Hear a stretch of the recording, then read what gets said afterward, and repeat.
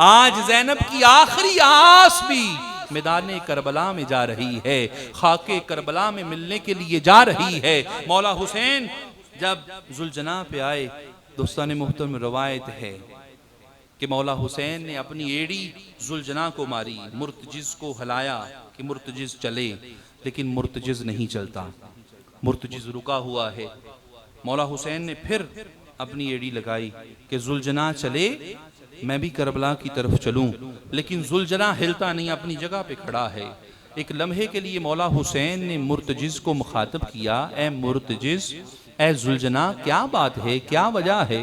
اپنی جگہ سے ہل نہیں رہا، صبح سے لے کے اب تک تو جس شہید کو بھی میں نے تجھ پر سوار کیا ہے، تو کربلا کی طرف لے کے گیا ہے، لیکن کیا بات ہے؟ اب میری باری آئی ہے، مرتجز تھک گئے ہو یا مجھ حسین سے بے وفائی کر رہے ہو؟ جب یہ کہنا تھا، مرتجز نے اللہ کی بارگاہ میں عرض کی، اللہ، بات مجھ تک ہوتی میں مان لیتا، بات حسین کی ہے، اب مجھے قوت گویائی عطا کر، میں حسین کی بات کا جواب دینا چاہتا ہوں۔ اللہ نے مرتجز کو زبان عطا فرمائی۔ مرتجز نے عرض کی، مولا، میری مجال کہ میں آپ حسین سے بے وفائی کروں؟ مرتجز تو تخلیق ہی اس لیے ہوا تھا کہ کربلا کی تکمیل کرنی ہے، اللہ نے تو مجھے بنایا ہی اس لیے تھا کہ میں نے آپ کے ساتھ کربلا میں آنا تھا، میں بے وفائی کیسے کر سکتا ہوں؟ پھر مرتجز چلتا کیوں نہیں ہے؟ عرض کی، مولا، چلنا چاہتا ہوں، چلنا چاہتا ہوں، لیکن میں پلٹ کے دیکھتا ہوں آپ کے خیمہ مبارکہ سے دو چھوٹے چھوٹے ہاتھ ہیں اور میری طرف جڑے ہوئے ہیں، مولا، قدم اٹھانا چاہتا ہوں، لیکن وہ ہاتھ میرے پاؤں کی زنجیر بنے ہوئے ہیں، اس لیے چل نہیں سکتا، چلنا چاہتا ہوں، چلا نہیں جاتا۔ مولا حسین نے مڑ کر دیکھا، جب خیمے کی طرف مڑ کے دیکھا نا میرے مولا نے، تو مولا کی چھوٹی شہزادی جناب سکینہ سلام اللہ علیہ تعالی ہاتھ باندھے خیمہ سے ہاتھ نکالے کھڑی ہیں۔ مولا حسین زمین پر آئے، زمین پر آ کر خیمے میں گئے، خیمے میں دیکھا شہزادی سکینہ سلام اللہ علیہ تشریف فرما ہے۔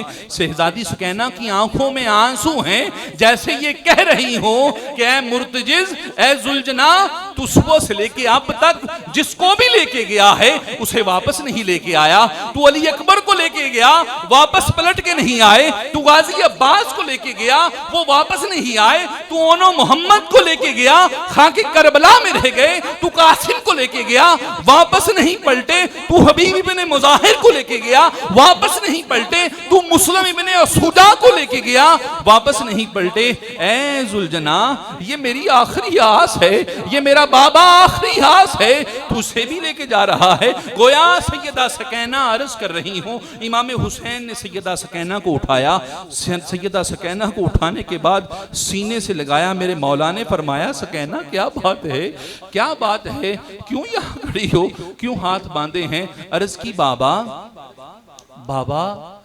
کس کے سہارے، بابا کس کے سہارے؟ یہ دشمنوں کے نرغے میں، یہ تپتا ریگستان، یہ دہشتناک ریگستان ہے، بابا کس کے سہارے مجھے چھوڑ کے جا رہے ہو؟ بابا، پھوپھی زینب، ان کا کون ہے؟ بابا کیوں جا رہے ہو؟ عرض کی، بابا، آج تک جب بھی مجھے نیند نہیں آتی تھی، میں اماں کا بستر چھوڑ کے آپ کے سینہ پر لیٹ جاتی تھی، بابا اب جب سکینہ کو نیند آئے گی، سینہ بابا نہ ہوگا تو بابا میں سوؤں گی کس کے ساتھ؟ فرمایا، اے میری سکینہ، فکر نہ کر، تو اب اپنی اماں کے ساتھ سوئے گی، تو سیدہ زینب اپنی پھوپھی ماں کے ساتھ سوئے گی۔